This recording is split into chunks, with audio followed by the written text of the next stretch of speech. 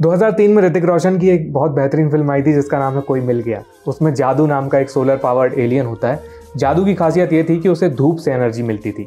इस रेफरेंस के चलते हिंदुस्तान में जब जब धूप का जिक्र छिड़ता है तब तब जादू को याद कर लिया जाता है। अगर धूप के इंपॉर्टेंस की बात की जाए तो हम मनुष्यों के अंदर भी एक जादू एलिमेंट होता है, मतलब हमारे अंदर भी धूप से बहुत कुछ होता है। मैं यहाँ ये नहीं कह रहा हूँ कि अपन सबको खाना पीना छोड़कर धूप सोखने बैठ जाना चाहिए। मैं ये भी नहीं कह रहा हूँ कि फोटोसिंथेसिस से हमारे अंदर एनर्जी बनती है। मैं ये कह रहा हूँ कि हमारी बॉडी और धूप का एक बहुत गहरा रिश्ता है जिसे बहुत कम लोग समझते हैं। और ये विटामिन डी वाली बात नहीं हो रही, ये वीडियोस के ऊपर नहीं है। वो तो बहुत जरूरी चीज है ही, वो तो ठीक है, लेकिन उसके आगे भी लंबी कहानी बिछी पड़ी है और अपन वो कहानी को रेदने की कोशिश करेंगे। इस वीडियो में हम समझेंगे कि सूर्य की किरणें, धूप, हमारे शरीर और दिमाग को बहुत गहराई तक कैसे प्रभावित करती हैं।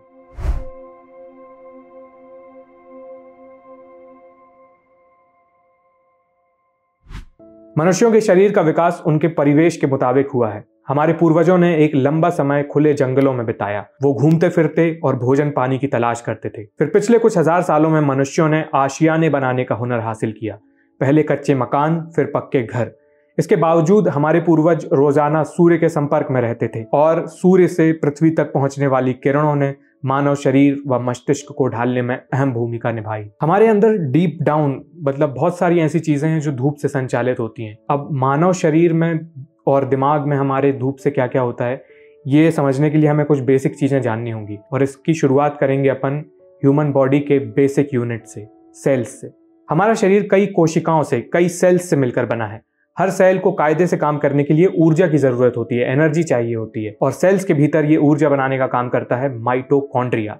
किसी घर में जो इंपॉर्टेंस किचन की होती है ना, वही हर सेल के भीतर माइटोकॉन्ड्रिया की इंपॉर्टेंस होती है। हर सेल का अपना माइटोकॉन्ड्रिया एनर्जी बनाता है, इसलिए माइटोकॉन्ड्रिया को सेल का पावर हाउस कहा जाता है। इतना तो हमें स्कूलों में रटवा दिया गया है, mitochondria is the power house of the cell, लेकिन इसके आगे की कहानी कोई नहीं बताता है। होता यह है कि एनर्जी बनाने के क्रम में माइटोकॉन्ड्रिया में कुछ फालतू की चीजें भी बन जाती हैं। इन्हें रिएक्टिव ऑक्सीजन स्पीशीज कहते हैं। ये हमारी कोशिकाओं के भीतर के असामाजिक तत्व हैं जो तोड़ फोड़ मचाने का काम करते हैं। अगर ये रिएक्टिव ऑक्सीजन स्पीशीज एक लिमिट से ज्यादा हो जाएं तो हमारे शरीर में ऑक्सीडेटिव स्ट्रेस पैदा हो जाती है। ऑक्सीडेटिव स्ट्रेस हमारे सेल्स, प्रोटीन्स और डीएनए को डैमेज करती है। डायबिटीज, कैंसर्स, एल्जाइमर्स डिसीज जैसी कई सारी बीमारियों में इसका बहुत बड़ा रोल होता है। ये ऑक्सीडेटिव स्ट्रेस हमारे लिए घातक हो सकती है। इस सिचुएशन को अक्सर कार और इंजन वाले एग्जांपल से समझाया जाता है। फर्ज कीजिए कि जो सेल है वो एक कार की तरह होता है और माइटोकॉन्ड्रिया इस कार का इंजन है। ये कार चलाने के लिए ऊर्जा देता है माइटोकॉन्ड्रिया यानी इंजन, लेकिन इसके साथ इंजन से गर्मी भी पैदा होती है और ये गर्मी कार के कई पार्ट्स और परफॉर्मेंस के लिए बिल्कुल अच्छी नहीं होती। इसलिए कार में इस गर्मी से निपटने के लिए कूलेंट डाला जाता है। ये कूलेंट गाड़ी को ठंडा ठंडा कूल रखता है। इस इंजन की तरह हमारे माइटोकॉन्ड्रिया को भी इस ऑक्सीडेटिव स्ट्रेस यानी उसके इंजन की गर्मी से निपटने के लिए कुछ एंटीऑक्सीडेंट्स की जरूरत होती है। एंटीऑक्सीडेंट्स हमारे शरीर में कूलेंट वाला काम करते हैं और अपना शरीर बढ़िया से चलता रहता है। अच्छी बात यह है कि इस स्ट्रेस से लड़ने वाले एंटीऑक्सीडेंट्स हमारे शरीर में नेचुरली पैदा होते हैं। ऐसा ही एक बहुत धांसू एंटीऑक्सीडेंट है मेलेटोनिन। मेलेटोनिन एक हार्मोन का नाम है जिसे नींद के लिए जाना जाता है। जब रात हो जाती है तो हमारे शरीर को अपने आप नींद कैसे आने लगती है? ऐसा इसलिए होता है क्योंकि रात होते ही हमारे दिमाग में मेलेटोनिन रिलीज होता है। जैसे हॉस्टल के वार्डन होते हैं ना, रात में कोई फर्स्ट ईयर का बच्चा घूमते दिख जाए तो उसको तुरंत कमरे में भेज दिया जाता है, या कहीं मस्ती मजाक को चल रहा है तो वहां वार्डन लोग पहुंच के बंद करा के सबको सुला देते हैं। यही वार्डन वाली भूमिका अपने शरीर में मेलेटोनिन निभाता है। रात के समय हमारी बॉडी में मेलेटोनिन का सर्कुलेशन बढ़ जाता है। ये खून के जरिए शरीर के अलग अलग हिस्सों में जाता है और सबको काम बंद करने के लिए कहता है, चलो चलो चलो हो गया, चलो आज का हो गया, निकलो यहाँ से, मतलब फुर्सत पाओ। ऐसा मेलेटोनिन शरीर के हिस्सों में जाकर करता है।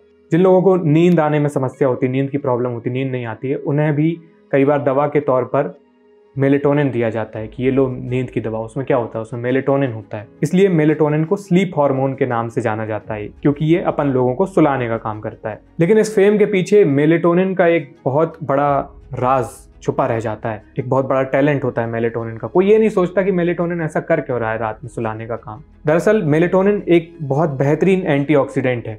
दिन भर की हरकतों से शरीर में जो कचरा इकट्ठा हो जाता है, मेलेटोनिन उसे साफ करने का काम करता है।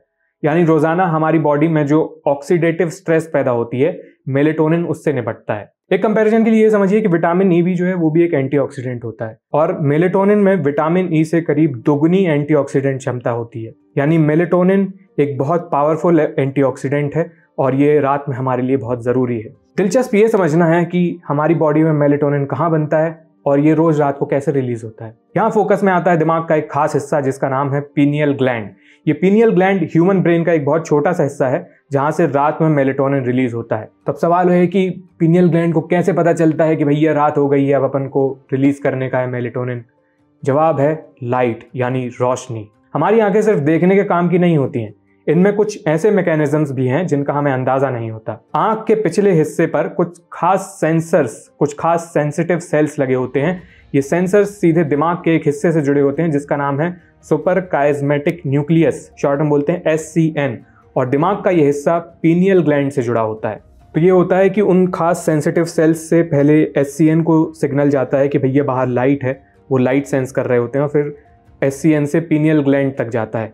मतलब इनडायरेक्टली बाहर लाइट है या नहीं है, दिन है या रात है, इसका अंदाज़ा हमारे पीनियल ग्लैंड को इस मैकेनिज्म के थ्रू लग जाता है। आंखों के खास सेंसिटिव सेल्स पर कितनी रोशनी आ रही है, इसका सीधा असर इस बात पर पड़ता है कि कब कितना मेलेटोनिन रिलीज करना है। रात होते ही पीनियल ग्लैंड से अच्छी खासी मात्रा में मेलेटोनिन निकलता है और वो पूरी ब्लड सप्लाई में जाता है। पहले तो मेलेटोनिन के चलते नींद आती है, फिर मेलेटोनिन अपना एंटीऑक्सीडेंट वाले रोल में आता है।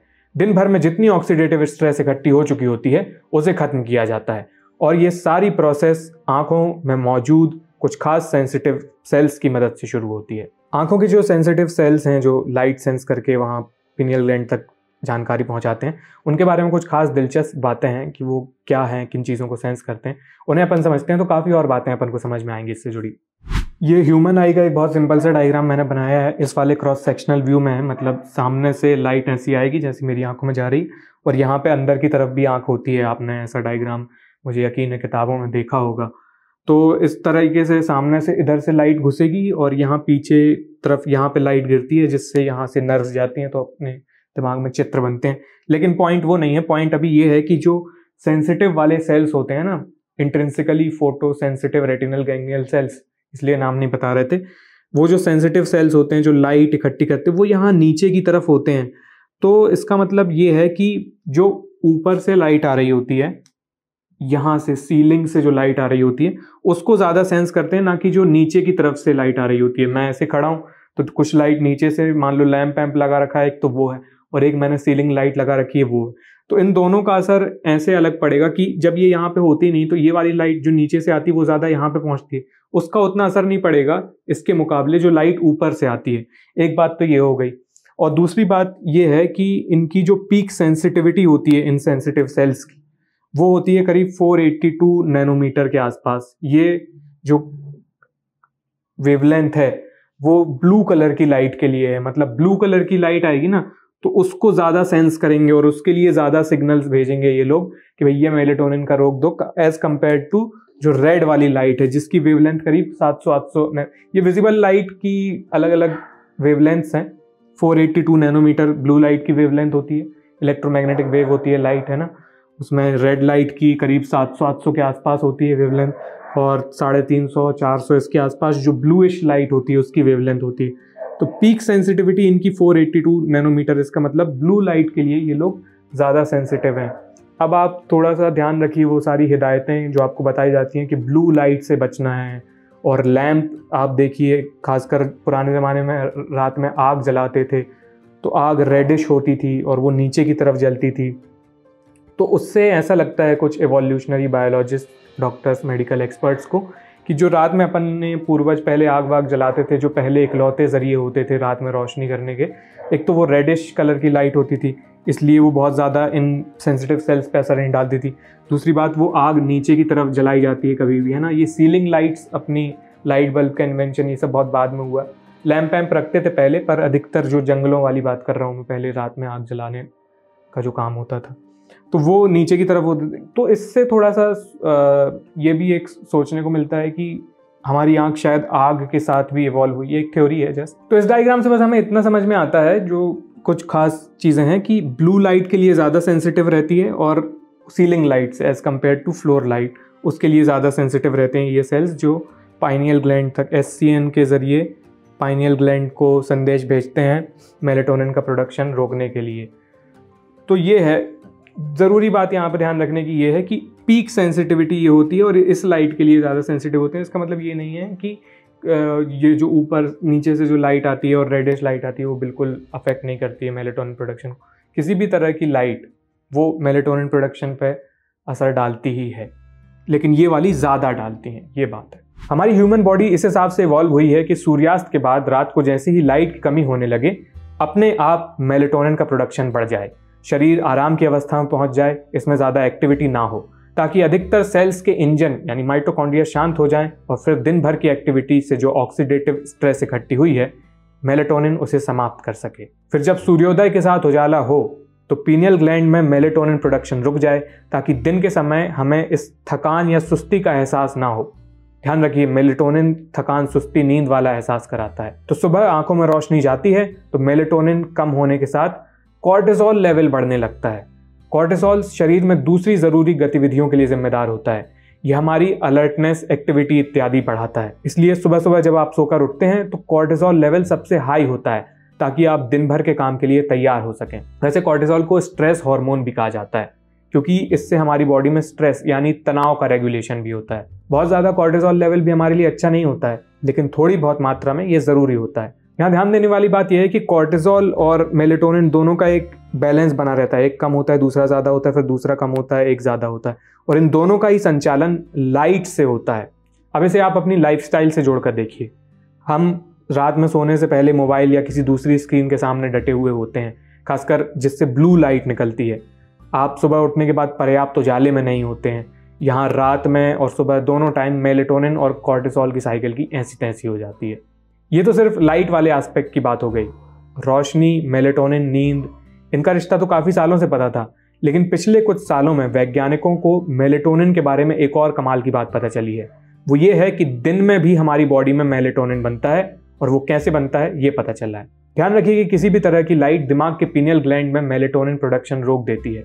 तो फिर दिन में हमारे शरीर की ऑक्सीडेटिव स्ट्रेस का समाधान कैसे होता है, ये जानने के लिए हमें सूर्य से आने वाली किरणों को ब्रेक डाउन करके समझना पड़ेगा। पृथ्वी तक सूर्य से जो तरंगें आती हैं उन्हें इलेक्ट्रोमैग्नेटिक वेव्स कहते हैं। प्रकाश भी इसी का एक हिस्सा है। ये बहुत अलग अलग तरह की वेव्स होती हैं और इनकी वेवलेंथ इनकी पहचान का एक अहम हिस्सा होती हैं।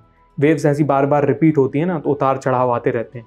उनमें दो चढ़ावों या दो उतारों के बीच की दूरी को वेवलेंथ कहते हैं, जो किसी वेव की पहचान, उसकी पूरी प्रॉपर्टी को शेप करती हैं। कोई वेव कैसे बिहेव करेगी, इसमें वेवलेंथ का बहुत बड़ा योगदान होता है। हमारी आंखें हर तरह की इलेक्ट्रोमैग्नेटिक वेव्स को नहीं समझ सकती। ये कुछ खास वेवलेंथ की इलेक्ट्रोमैग्नेटिक वेव्स को देख पाती हैं, जिसे विजिबल लाइट कहते हैं। लेकिन पृथ्वी की सतह तक इस विजिबल लाइट के अलावा भी बहुत सारी तरंगें पहुंचती हैं, ऐसी इलेक्ट्रोमैग्नेटिक वेव्स जो हमें दिखाई नहीं देती। विजिबल लाइट से बड़ी वेवलेंथ वाली तरंगों को इंफ्रारेड वेव्स कहा जाता है। अब ये इंफ्रारेड वेव्स भले ही हमारी आंखों को महसूस ना हो, लेकिन ये हमारे पूरे शरीर पर गिर रही होती हैं। इनकी एक खासियत ये भी है कि बड़ी वेवलेंथ होने के कारण ये इंफ्रारेड वेव्स हमारे कपड़ों और कोशिकाओं के आर पार चली जा सकती हैं। अब पिछले कुछ सालों में वैज्ञानिकों को जो ये बात पता चली है इंफ्रारेड वेव्स को लेकर, वो ये है कि इंफ्रारेड वेव्स माइटोकॉन्ड्रिया में डायरेक्ट जाकर मेलेटोनिन बनाने में एक बड़ी भूमिका निभाती हैं। वो कार के इंजन वाली कहानी याद है ना, माइटोकॉन्ड्रिया लोग तो सबसे ज़्यादा दिन में काम करते हैं। इसका मतलब सबसे ज़्यादा ऑक्सीडेटिव स्ट्रेस भी दिन में ही पैदा होती है। पहले ये नहीं पता था कि दिन में ऑक्सीडेटिव स्ट्रेस का क्या होता है, लेकिन अब पता चल रहा है कि सूर्य की किरणों में मौजूद इंफ्रारेड वेव्स से माइटोकॉन्ड्रिया में डायरेक्ट मेलेटोनिन बनता है। इसे ऑन साइट मेलेटोनिन प्रोडक्शन कहते हैं। एक तो तरीका था कि हमारे पीनियल ग्लैंड में बन रहा था और पूरी बॉडी में ब्लड से सर्कुलेट हो रहा था।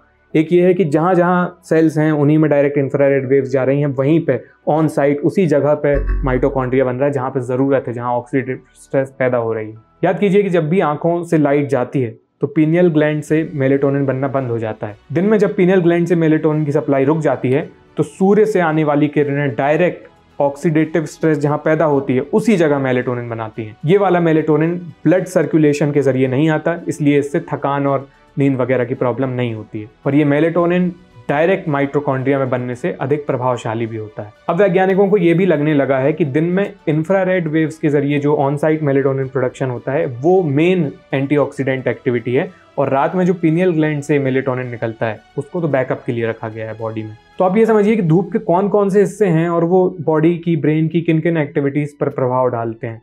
और अभी तो हमने सिर्फ एक एक्टिविटी को, एक मैकेनिज्म को समझा है एंटीऑक्सीडेंट वाले उसको, जो कि बहुत ज़रूरी है, लेकिन और भी बहुत सारी चीज़ें हैं जो धूप से संचालित होती हैं हमारी बॉडी में। सनलाइट के बहुत सारे फायदे हैं जिन्हें हम इतनी डिटेल में नहीं समझेंगे। आपने सुना ही होगा कि सनलाइट की मदद से हमारे शरीर में विटामिन डी बनता है। ये विटामिन डी हमारी हड्डियों, मसल्स और दूसरी कई चीज़ों के लिए बहुत ज़रूरी होता है, और इसकी कमी से तरह तरह की दिक्कतें हो जाती हैं। सनलाइट से हमारे मूड पर भी बहुत असर पड़ता है, इसलिए आपने सुना होगा कि कई लोगों को ठंड के दिनों में लो फील होता है, बुरा बुरा सा लगता है। इसे सीजनल अफेक्टिव डिसऑर्डर कहते हैं। ऐसा इसलिए होता है क्योंकि ठंड के दिनों में ओवरऑल सनलाइट कम घंटों के लिए होती है। इससे शरीर की मेलेटोनिन, कॉर्टिसोल और दूसरी मूड रेगुलेट करने वाली चीज़ों पर असर पड़ता है। कुछ स्टडीज से ये भी पता चला है कि अगर हम रोज सुबह सुबह उठकर धूप में जाते हैं तो उससे हमें रात में नींद अच्छी आती है। यानी सुबह का जो लाइट का इंटेक है, कब कॉर्टिसोल बढ़ रहा है सुबह और कब मेलेटोनिन रुक रहा है, उसका उसी रात में भी फर्क पड़ने लगता है कि कब आपको रात में मेलेटोनिन प्रोड्यूस होना चालू होगा। तो रात की नींद भी उससे प्रभावित होती है।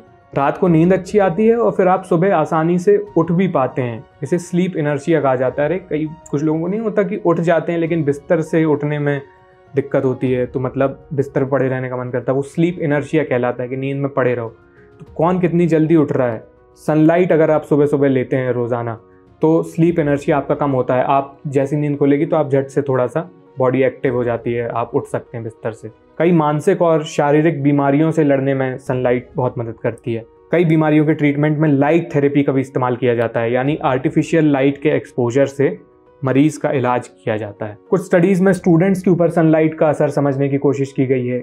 यहाँ भी ये देखने को मिला है कि जिन स्टूडेंट्स के क्लासरूम में पर्याप्त सनलाइट आती है, डायरेक्ट सनलाइट एक्सपोजर नहीं, खिड़कियों विड़कियों से आसपास से सूर्य की रोशनी आ रही है, उजाला है, रोशनी है रूम में, वहाँ उनकी हेल्थ और परफॉर्मेंस बेहतर होती है। शारीरिक और बौद्धिक क्षमता दोनों, ये स्टूडेंट्स के ऊपर स्टडी की गई थी। यहाँ बहुत ध्यान से ये बात सुनिए कि हर चीज़ का इलाज धूप नहीं है। आप ये सोचें कि कुछ भी बीमारी है, कोई भी दिक्कत है, धूप में जाके खड़े हो गए सब ठीक हो जाएगी। लेकिन सनलाइट हमारे स्वस्थ शरीर के मेंटेनेंस में एक महत्वपूर्ण भूमिका निभाती है। यह आपके बेहतर मानसिक और शारीरिक स्वास्थ्य के लिए बहुत ज़रूरी है। दिन में सनलाइट हमारे लिए जितनी ज़रूरी है, रात में लाइट का ना जाना आंखों में वो भी उतना ही ज़रूरी है।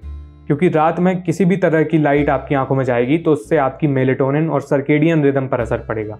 ये हमारे शरीर के हज़ारों सालों के इवोल्यूशन का नतीजा है, और इसके सामने हमारी मॉडर्न लाइफस्टाइल बहुत ही रीसेंट है जो बहुत तेज़ी से बदल रही है। आज से करीब 150 साल पहले लाइट बल्ब घरों में पहुंचने लगे थे, और लगभग 15-20 साल पहले स्मार्टफोन्स बाजार में आए।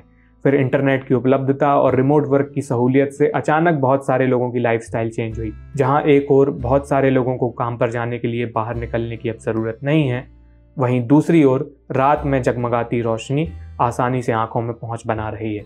निश्चित तौर पर यह जीवन शैली हमें बेहतर और स्वस्थ जीवन से दूर ले जा रही है। अब जाते जाते कुछ ज़रूरी बातें समझ लीजिए। एक तो हमने यार बहुत ज़्यादा डिटेल में हर चीज़ को नहीं समझा, कुछ स्टडीज़ का जिक्र किया आखिरी में, सिर्फ एक ही एस्पेक्ट को जो मेलेटोनिन वाला एस्पेक्ट था, पीनियल ग्लैंड से और बॉडी में कैसे बनता है इंफ्रारेड वेव से, उसी को समझा।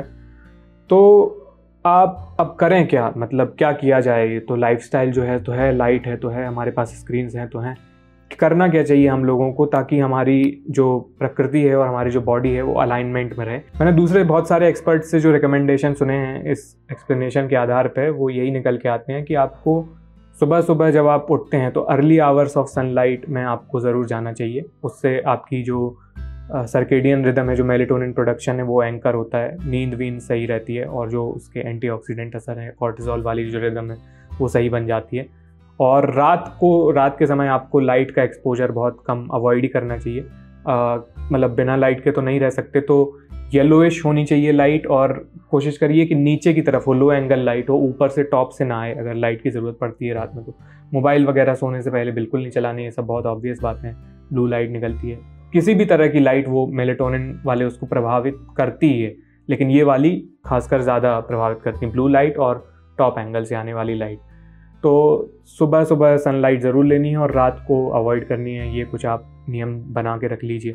और दिन भर में भी थोड़ी थोड़ी आपको सन का एक्सपोजर अच्छा रहता है, लेकिन दूसरी तरफ आपको ये भी ध्यान रखना है कि अति नहीं कर देनी है कि दिन भर धूप में ही बैठे हुए हैं, जल के एकदम सूख रहे हैं, वहाँ पे सन स्पॉट्स हो रहे हैं, डार्क स्पॉट्स बन जाते हैं।